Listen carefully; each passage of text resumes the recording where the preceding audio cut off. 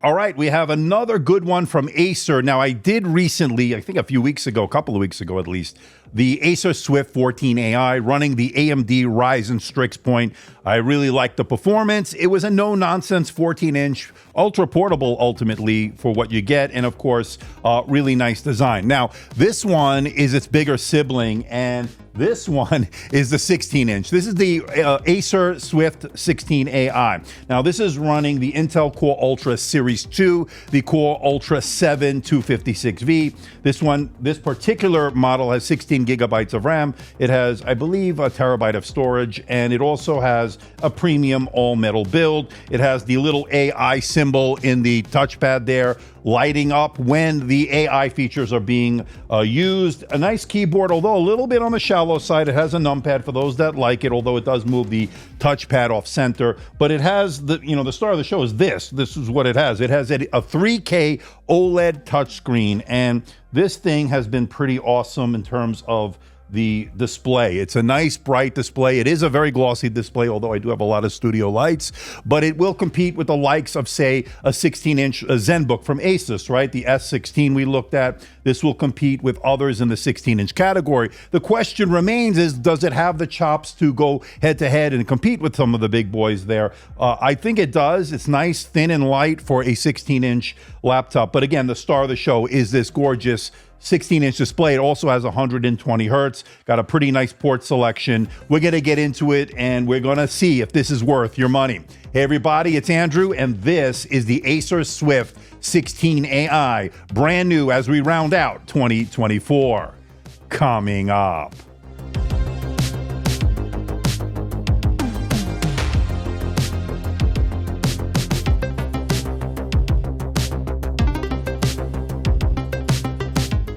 Now, before we get to the unit, I just want to let everyone know, in the interest of transparency, full disclosure, I'm not being paid or being sponsored by Acer. All the opinions you're about to hear are my own. Acer is not getting copy approval. This review unit is on loan from Acer, and once this review is done, I'll be sending it back. Now, one of the reasons I wanted to look at this is because it's going to compete against something like the Asus ZenBook S16 with its OLED display, the same 3K OLED display touch, of course, although that one has pen support. I don't believe this one does, but nonetheless, it's still a 3K OLED touch display with 120 hertz refresh rate. It has 16 gigabytes of memory, a terabyte of storage in the ice black finish. Now, this is running Intel's Core Ultra 7 Series 2 or Lunar Lake, the Core Ultra 7 256V. We've seen that before. For those that are interested, I'll leave a link to the Best Buy link, of course, in the description below and other places where you can buy this. So check out the link for the latest pricing, of course, in the description below. And just for a price comparison, you can see this comes in $200 less than the Acer ZenBook S16, although that has 24 gigabytes of memory and running the AMD Strix Point processor. So if you want that more powerful processor, the Strix Point will be better. But again, you are paying $200 more. Again, links for everything will be in the description below. You know the drill, folks. Let's get this out of the box. All right, so let's see what Acer's got here. And right off the bat, I can see there's going to be a sleeve in here. Let's get that out. All right, so let's take a look at this. And, you know, we saw this with other brands like HP used to include a lot of cases. We saw it with Asus recently in the ProArt series and so forth. But this one is from Acer, and it's got a nice carrying sleeve with some Acer branding. It's got like a ballistic nylon material.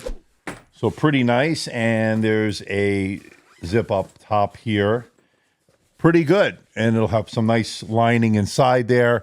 So I like what the inclusion here of this in the box. So hopefully that's what everybody else gets. I don't know if it's just for reviewers, but hopefully that's not the case. Hopefully everybody gets the carrying sleeve. That's a nice little touch there from Acer. And then, of course, we get the unit itself here. So you get a 65-watt USB Type-C charger, okay? And then we get some, looks like some support information from Acer. And then, of course, the unit itself. And you get some documentation, looks like warranty information. You know the drill on that, all right? So that's all going to stay in the box. So let's get this out of the felt here. And it's in a beautiful gray, blackish gray finish. And I can tell you right off the bat, that is pretty nice looking. It has that little AI symbol that they had on the Swift 14 as well. This is an all-metal design, and I got to tell you, the feel of this is really, really nice. I'm really impressed. The build feels rock solid. Wow. Very premium. Good job, Acer. So let's do the you-know-what test. And there it is. You can open it up. Oh, yeah, that feels nice. So this is looking pretty good. So let's get a look at the keyboard here. And as you can see, it does have a numpad. Now, I don't know if I like the numpad. We'll see. It's a little condensed, a little squished over there. Moves the touchpad off center, as we know. There's your AI indication there, of course, and the touchpad, Ultra 7, Arc graphics. And then, of course, you get the keys. A little bit on the shallow side. I will say that this is, again, a little bit on the shallow side. But I think overall, this is a pretty nice display. And look at that. It goes all the way down. It is a glossy display, by the way. It goes all the way down 180 degrees. Let's put the case to the side there. And then looking pretty good. Okay, let's get a measurement of the weight with just the unit alone. You're looking at 1.543 kilograms, and that is 3 pounds, 6.4 ounces. Now, let's put it back into kilograms. And here we have the charger. And of course, that is 1.727 kilograms, and that is 3 pounds, 12.9 ounces for a total travel weight. Not too bad for a 16-inch laptop. Okay, let's check out the port selection. And on the left side is an HDMI 2.1 port, a USB Type-A port, and next to that are two USB Type-C Thunderbolt 4 ports that are full function. Good to see that. And moving over to the right side is a 3.5 millimeter microphone headphone combo jack, a second USB Type-A port to round out the ports. Notably missing, there's no SD card or micro SD card reader. Would have been nice, especially on a 16-inch laptop. We don't get that, but overall, a pretty decent port selection. And one other little nitpick, I'd like to see those two Thunderbolt 4 ports split up, one on each side, but of course, they're all on, well, both, I should say, are on the left side. But overall, decent port selection here.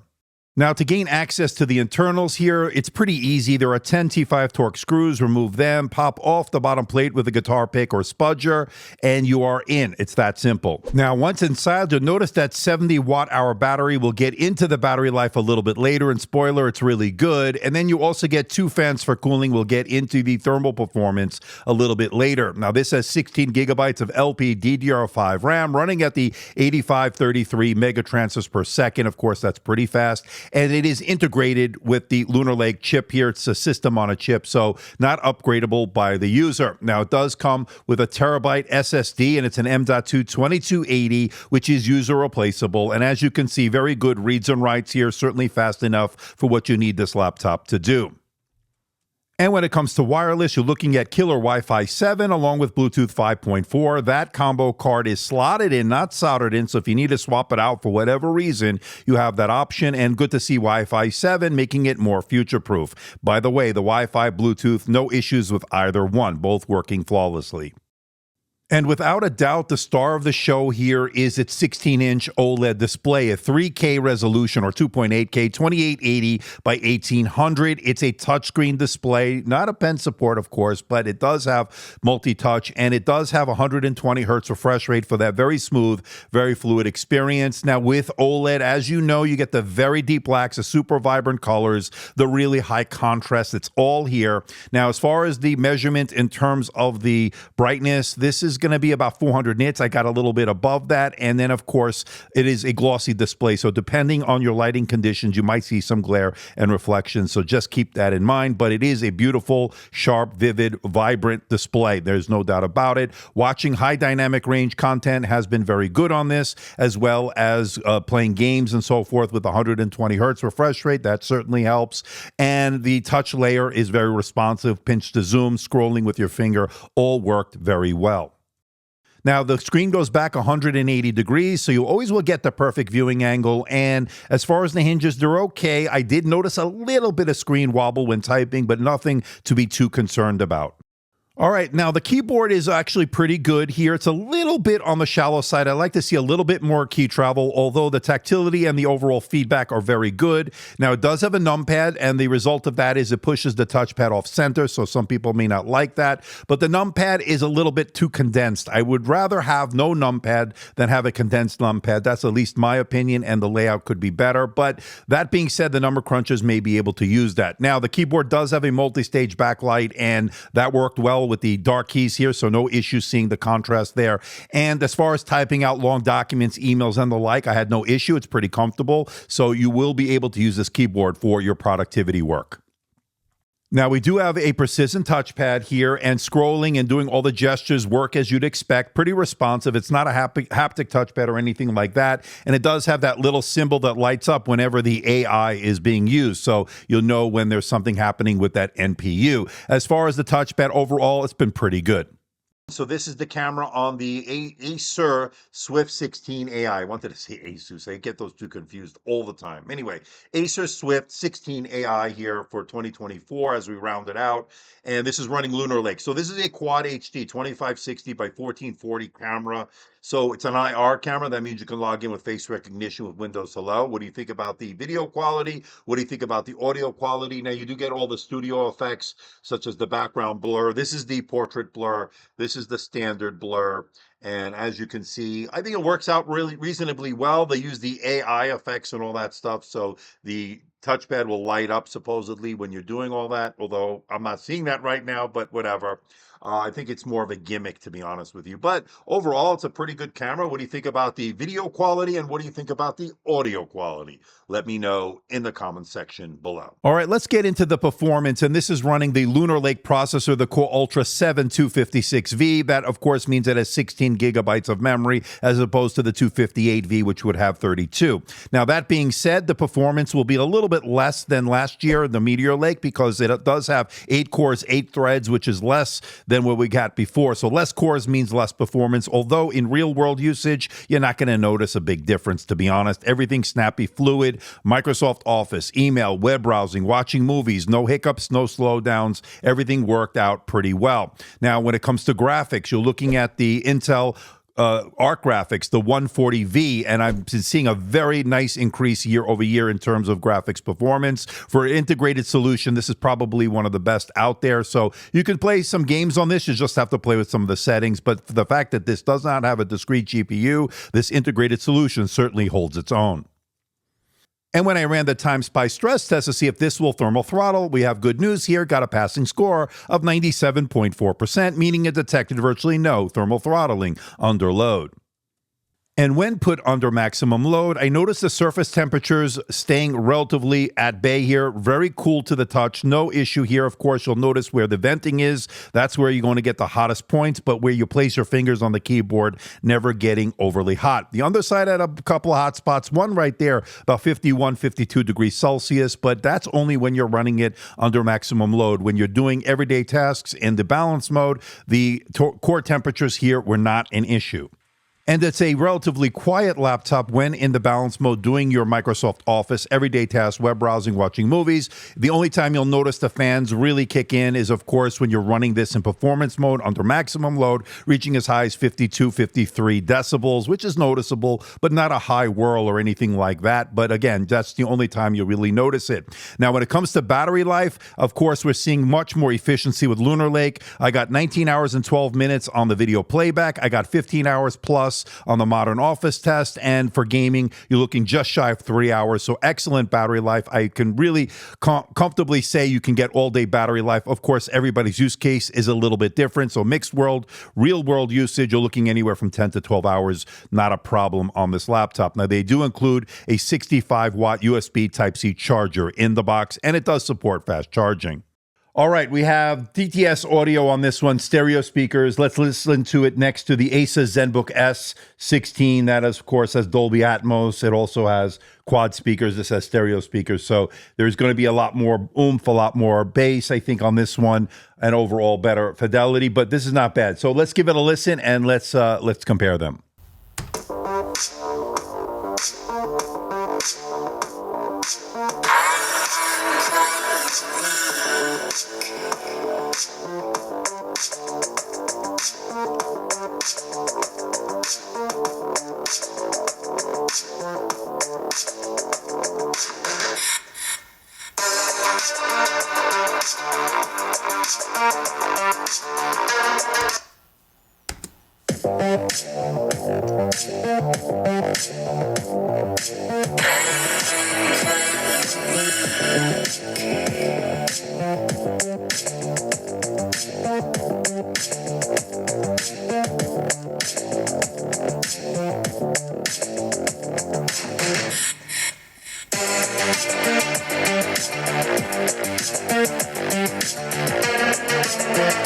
Okay, let's bring it all home. What do I think about the Acer Swift 16 AI here as we round out 2024? And I like the competitive price here. I like the fact that you're getting a very premium 16-inch 3K OLED touch display, 120 hertz, of course. That's going to compete with the likes of the Acer ZenBook S16 we looked at, but come in at about $200 less. That's even better. Comfortable keyboard, all-day battery life with this Lunar Lake processor, good connectivity, good everyday performance, solid all-metal design. You get a 1440p camera. I really like that. Competitive price, as I mentioned. Now, the negatives, as with all the Lunar Lake, the RAM is integrated on the chip, so RAM is not upgradable. No haptic touchpad here. But again, at $1,200, I'm not going to be too upset. Fan noise under heavy load, no SD card reader.